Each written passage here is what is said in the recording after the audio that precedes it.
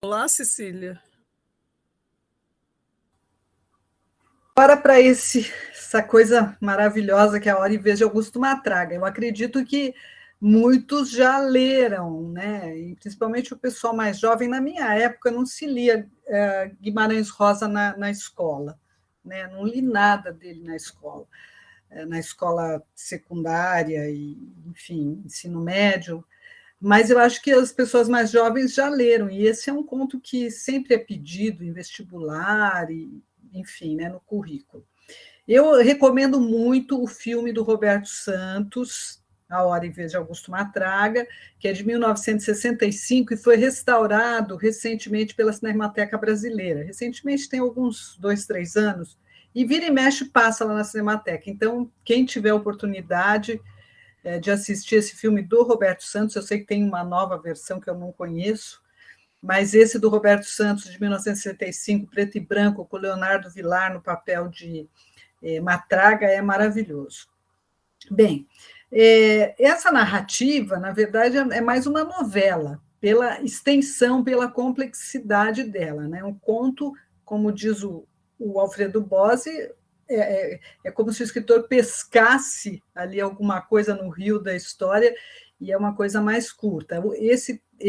Essa narrativa é mais complexa, então seria mais uma novela. E é uma obra-prima, sem dúvida. Isso foi afirmado já desde lá do início, quando surgiu, né, comercialmente, A Hora e Vez de Augusto Matraga, em 1946, no livro Sagarana. Né? E o Álvaro Lins, por exemplo, que era o principal crítico na época, ele escrevia que tinha pelo menos 4 obras-primas em Sagarana, né? Que ele diz, no sentido de obra completa e perfeita em si mesma.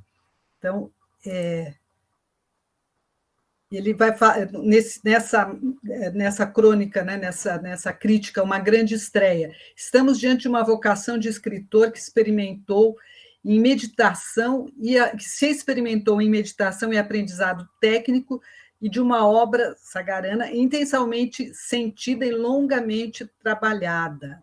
Então, ele vai dizer que as 4 obras-primas seriam, além do Matraga, o Burrinho Pedreço, Duelo e Conversa de Bois, que nós terminamos recentemente. Ele vai dizer, A Hora e Vez de Augusto Matraga destaca-se principalmente pela arte da ficção, como novela em si mesma, como elaboração e construção novelística. Representa, sem dúvida, a peça melhor realizada do livro, a que tem uma vida mais completa e independente em si. Na verdade, o Rosa projetava os livros como um todo, depois eles vão sendo. Atualmente você encontra essa novela isoladamente, né, e outras. Né? Então, isso logo, abril de 46, praticamente junto com o lançamento do livro, sai essa crônica do Álvaro Lins, que era realmente o crítico mais respeitado naquele momento. O Antônio Cândido estava praticamente iniciando na profissão, né? E o Antônio Cândido vai dizer, em A Hora e Vez de Augusto Matraga, há uma certa entrada de primavera em que a natureza nos comunica sentimento quase inefável, germinal e religioso. Né? Tudo isso, hoje, tudo que eu vou falar, gente, são coisas assim bem que tem a ver muito com a leitura para a gente ir pensando, né? Manter elas, reter elas na memória. Né? No citado Augusto Matraga, que ele fala que é a obra-prima do livro Sagarana, o autor, deixando de certo modo a objetividade da arte pela arte, entra em região quase épica de humanidade e cria um dos grandes tipos da nossa literatura, dentro do conto que será daqui por diante contado entre os 10 ou 12 mais perfeitos da língua. Então vejam que o Cândido já coloca a Hora e Vez de Augusto Matraga entre os contos, né, as narrativas mais perfeitas da língua portuguesa até então. Vejam essa qualificação, né, para esse professor que depois escreveu a história, né, da literatura brasileira, enfim, que é um conhecedor profundo. Né? Bem, Até o Graciliano Ramos destacou a Hora e Vez de Augusto Matraga, né? Ele publicou várias crônicas, uma depois do lançamento do Sagarana. Ele vai relembrar aquele episódio do concurso da Livraria José Olímpio, que houve briga entre os jurados, e que ele, o Graciliano, votou contra o Viator, né? E depois ele ficou anos, né, se justificando, ficou anos querendo saber quem era Viator, achava que o Rosa era um ressentido e que não queria aparecer, que não se conformava com o segundo lugar no concurso de contos. O Graciliano vai relembrar nessa crônica já posterior ao lançamento do livro. Aborrecendo-me assim, abri um cartapácio de 500 páginas grandes, uma dúzia de contos enormes assinados por certo Viator, certamente de um médico mineiro, e lembrava a origem, montanhoso, subia muito, descia, e os pontos elevados eram magníficos, os vales me desapontavam. Tudo isso em relação ao que se tornou Sagarana, né? Admirei um excelente feitiço, que eu imagino que seja ou o Corpo Fechado ou São Marcos, a patifaria de Lalino Salatiel, e superior a tudo, uma figura notável, dessas que se conservam na memória do leitor, seu Joãozinho Bem-Bem. Ele escreve dessa forma, eu reproduzo da mesma forma. Então, isso está numa da crônica que ele lança, porque essa temática ele desenvolveu em várias crônicas. Eu tenho pelo menos 3 versões delas, né? Então, o Joãozinho Bem-Bem é um personagem muito importante, principalmente na parte final da novela, para quem não viu, que vai conduzir, então, ao desfecho. E aí eu separei só um parágrafo de como ele é apresentado nessa novela. O bando desfilou em formação espaçada, o chefe no meio. E o chefe, o mais forte, o mais alto de todos, com um lenço azul enrolado no chapéu de couro, com dentes brancos limados em acume. Vocês devem lembrar daquela cena do Grande Sertão em que os jagunços afiam os dentes para ficarem com os dentes como de piranhas, né? Os dentes seriam uma arma também. De olhar dominador e tosse rosnada, mas sorriso bonito e mansinho de moça. Era o homem mais afamado dos 2 sertões do Rio, né? Do lado esquerdo e direito. Célebre do Jequitinhonha, Serra das Araras, da beira do Jequitaí à beira do Verde Grande, do Rio Gavião até nos Montes Claros, de Carinhanha até Paracatu. Esses rios todos, né, eles mais ou menos vão nos localizar nos 2 polos ali, e o São Francisco no meio. Maior do que Antônio Dó e Indalécio, a gente sabe que Antônio Dó e Indalécio foram figuras reais, jagunços que existiram mesmo. O arranca-toco, o treme-terra, o come-braço, pega-unha, o fecha-treta, o tira-prós, o parte-ferro, o rompe-racha, o rompe-arrasa, seu Joãozinho Bem-Bem. Então, esse personagem que o Graciliano destaca é apresentado dessa maneira. E o Joãozinho Bem-Bem, ele também está em Grande Sertão Veredas, ele tem um certo destaque em Grande Sertão Veredas, porque ele pertence à galeria dos grandes chefes jagunços, e ele é apresentado dessa forma. Seu Joãozinho Bem-Bem, o mais bravo de todos, ninguém nunca pôde decifrar como ele por dentro consistia. Né? Então, vão gravando essas coisas, né? Quando o Diadorim propõe, então, um pacto de abstinência sexual com o Riobaldo, ele vai argumentar com a norma desse Joãozinho Bem-Bem, que é o personagem de A Hora e Vez de Augusto Matraga. Mas Diadorim dava como exemplo a regra de ferro de Joãozinho Bem-Bem, o sempre sem mulher, mas valente em qualquer praça. Então, quando a gente for lendo isso, depois a gente pode retomar essa conversa. E, além disso, o Joãozinho Bem-Bem era o modelo de Zé Bebelo. Esse que já tinha morrido, que ele, Zé Bebelo, falava, era Joãozinho Bem-Bem, das Aroeiras, de redondeante fama. Se dizia, né, Zé Bebelo tinha estudado a vida dele, nos pormenores, com tanta devoção especial, que até um apelido em si se apôs, Zé Bebelo. Quer dizer, o Zé Bebelo se inspira em Joãozinho Bem-Bem, né? Bebelo, Bem-Bem. Causa que, de nome, em verdade, era José Rebelo Adro Antunes. Então, vejam como esse personagem vai repercutir 10 anos depois no Grande Sertão Veredas. Agora, voltando à narrativa mesmo, que o próprio Guimarães Rosa, ele concedeu uma entrevista em 46 ao João Condé, que tinha aqueles arquivos implacáveis, né, em que ele vai falar de Sagarana e vai falar dessa narrativa, dessa novela, A Hora e Vez de Augusto Matraga. Ele fala de todas, né, uma por uma. E aí, o que ele fala do A Hora e Vez de Augusto Matraga? História mais séria, de certo modo, síntese e chave de todas as outras, né? Nós acabamos passando, né, por todas as outras. Não falarei sobre o seu conteúdo. Quanto à forma, representa para mim vitória íntima, pois desde o começo do livro, o seu estilo era o que eu procurava descobrir. Então, a gente vai ver que tudo isso que ele foi construindo em Sagarana é realmente sintetizado em A Hora e Vez de Augusto Matraga e que é realmente uma obra-prima, né? Síntese-chave das 8 narrativas anteriores, né? Ele afirma isso, mas eu acho que ele não supunha que o Matraga pode ser também a síntese e chave de toda a sua obra, né? Numa perspectiva que para nós é possível, porque ele está falando isso em 46, né? Então, essa novela ela vai tocar em questões fulcrais de toda a literatura do Rosa, né? O bem e o mal, Deus e o diabo, religiosidade, transcendência, travessia, são temas extremamente presentes e trabalhados por ele nessa novela.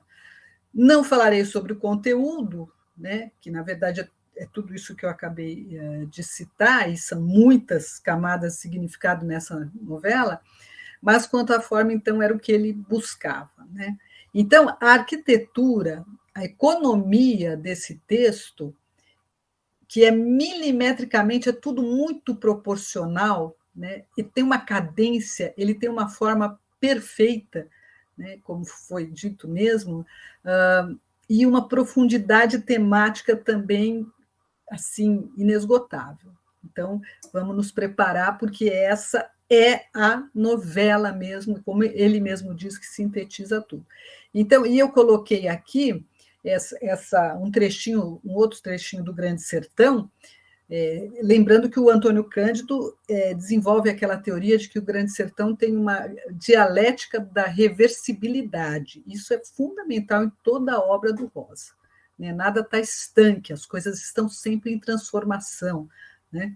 E isso vai expor a precariedade da condição humana. Não adianta a gente querer se firmar, a gente tem que ir na corrente, né? A gente tem que fazer o melhor ali dentro das possibilidades que nos colocam, né? Então, eu coloquei esse aforismo do Grande Sertão, que é um dos mais, quer dizer, difícil dizer qual que é, está entre os lindíssimos, né? Mire e veja, o mais importante e bonito do mundo é isto, que as pessoas não estão sempre iguais, ainda não foram terminadas, mas que elas vão sempre mudando, afinam ou desafinam. Verdade maior é o que a vida me ensinou, isso que me alegra montão.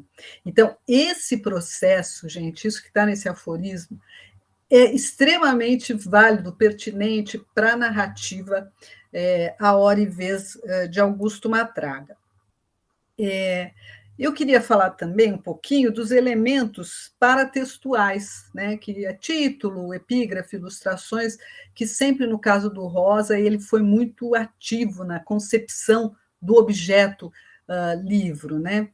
E aí, eu fiquei pensando, quando eu preparei, né, uma aula que eu tenho no programa do Matraga, esse nome, né, esse título, A Hora e Vez de Augusto Matraga, esse nome desse personagem, né?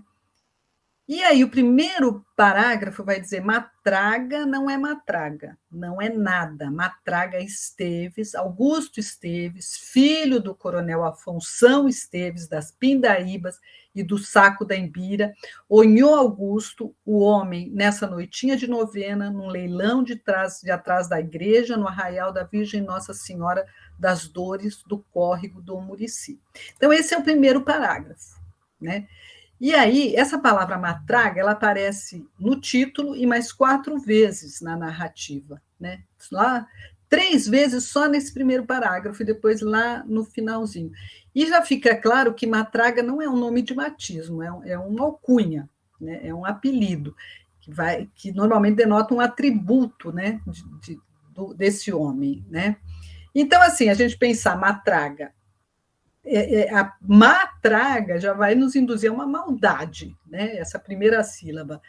E aí eu fui pesquisando e achei a palavra mais parecida com matraga é matraca, que é aquela peça de madeira, uma argola, né, que balança o eixo e tal, usado nas procissões da Semana Santa. Então, dessa característica sonora, a gente vai derivar diversos significados, como a arma de fogo, a metralhadora, também o barulho das aves, né? Porque tem um momento em que as maitacas são fundamentais na novela, né? Bem, e daí eu cheguei. Essa palavra matraca vem do árabe. O árabe, sabem que os árabes invadiram, né, a Península Ibérica, e Portugal, a língua portuguesa tem muito que veio também desse Oriente, né? Enfim. E aí essa matraca se escreve com o quê? Matraque, que é a radical do verbo bater, golpear, né? E aí, bom, eu fui indo, fuçando os dicionários, e aí encontrei vários substantivos, né? Que é com as últimas sílabas desse traga, né? Que eu estava pesquisando, matraga. Traga balas, indivíduo muito valente, destemido. Traga mouros, indivíduo valentão, tranca-ruas, enfim. E aí, né, eu fui juntando tudo isso, né, para a gente pensar nesse nome, que é uma coisa bem, bem estranha, como sagarana, que acaba entrando no nosso vocabulário, mas é uma criação do Rosa, matraga também, né? Então, tudo isso tem a ver também com uma remissão, além da fala dele, né?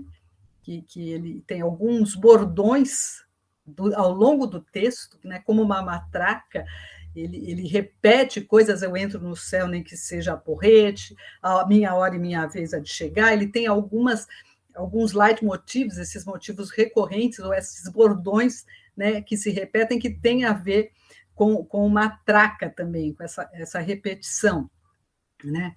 Enfim, um outro elemento paratextual esse sininho, que é da época que o Rosa também participava, né? Então, tem a ver com o rito católico, tem a ver com essa batida da matraca, né, que o sino pode ser um sucedâneo da matraca.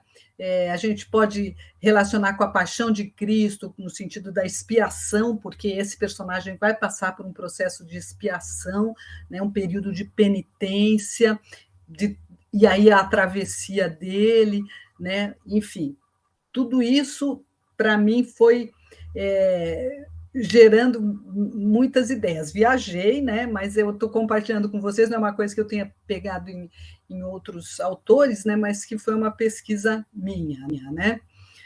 Deixa eu ver aqui. Temos ainda, então, as epígrafes. Eu sou pobre, pobre, pobre, né? Meio matraca também. Vão-me embora, vão-me embora. Eu sou rica, rica, rica. Vão-me embora daqui. E sapo não pula por boniteza, mas também por precisão. A gente sabe que as epígrafes são super ricas. A gente naquela da barata foi bastante conversa que a gente teve, né? Então, a mais óbvia que a gente poderia pensar é que esse protagonista foi rico e depois ficou pobre, é um fato. Mas a gente pode inverter riqueza e pobreza entre os bens materiais e a evolução espiritual dele, né? Então, primeiro ele seria muito pobre e depois ele fica rico, né? E a segunda epígrafe é que a gente é levado pelas necessidades da vida, né? Então, o que acontece? Ele não tem uma liberdade de escolha, é uma ilusão, né? As circunstâncias, no caso dele, foram imperativas e ele foi escolhendo depois o seu caminho, né? Ou se deixou levar pelo seu, por um outro lado dele, né? Bom, então, essa coisa do primeiro parágrafo, matraga não é nada, porque ali já se deu a travessia da história, né? A história já está terminada, ele já não é nada esse matraga, né? Essa maldade matraqueada, né? E o mal se reverteu no princípio de reversibilidade, né? Para o bem, né? Ainda sobre o nome, né, a Valnice Galvão considera a matraga um nome mítico, Augusto Esteves um nome social e o Augusto um nome individual. E a Adélia Bezerra de Menezes vai dizer que matraga deriva de matraz, que é um vaso alquímico, que tem a ver com essa coisa da transformação. Bem, depois aí nesse primeiro parágrafo vamos ter essa colocação da história desse homem, que é filho do Afonso, do coronel Afonso, que são coisas todas ligadas, que instigam poder, truculência, né? O dono da fazenda matraqueada, né?